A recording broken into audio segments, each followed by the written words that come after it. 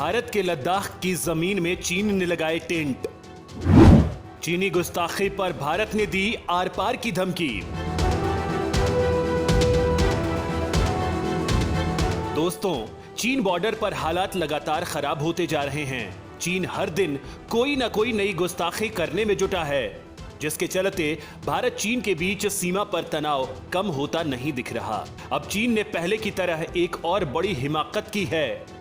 चीन की ओर से न केवल सैनिकों की तैनाती बढ़ाई गई है, बल्कि वास्तविक नियंत्रण रेखा के पास निर्माण कार्य भी जारी है। और अब खबर आ रही है कि चीनियों ने पूर्वी लद्दाख के डेमचोक में चार्डिंग नाला के पास भारत की तरफ तंबू लगाए हैं। इन तंबुओं में जो लोग रह रहे हैं उनको अपने नागरिक बता रहा है। भारत की धमकी के बाद भी ये लोग वहां से हटने के लिए तैयार नहीं हैं।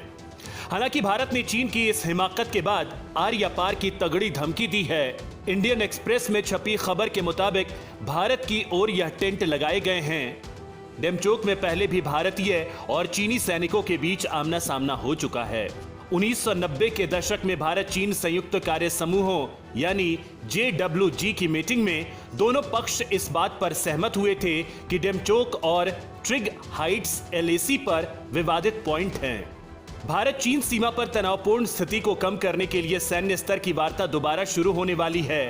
वैसे तो दोनों देशों के बीच सैन्य कमांडर स्तर के 12वें दौर की बातचीत 26 जुलाई को होनी थी, लेकिन भारत की ओर से इस तारीख को बदलकर दूसरे दिन बात करने के लिए कहा गया। चूंकि इस दिन भारतीय सेना कारगिल विजय दिवस मनाती है, लिहाजा अब कोर कमांडर स्तर की वार्ता 31 जुलाई को होने वाली है।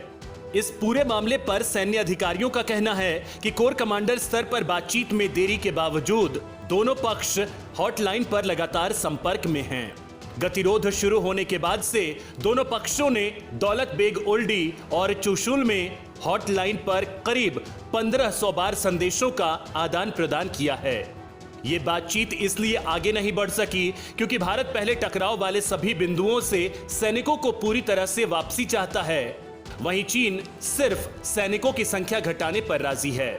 वरिष्ठ सरकारी अधिकारियों के मुताबिक फिलहाल स्थिति यथावत है, लेकिन अभी 2019 में जैसा था वैसा नहीं है। हालांकि पिछले साल की तुलना में काफी बेहतर है। फरवरी के बाद से चीन की ओर से ना तो कोई उल्लंघन किया गया है और ना ही दोनों सेनाओं के बीच कोई आमना सामना हुआ है। वैसे दोनों पक्षों के सैनिक वर्तमान में कुछ भी नजरअंदाज नहीं कर रहे हैं।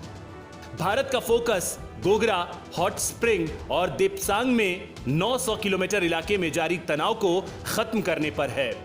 भारत चाहता है कि यहां पिछले साल की स्थिति बहाल हो जाए, लेकिन चीन इसके लिए तैयार नहीं है।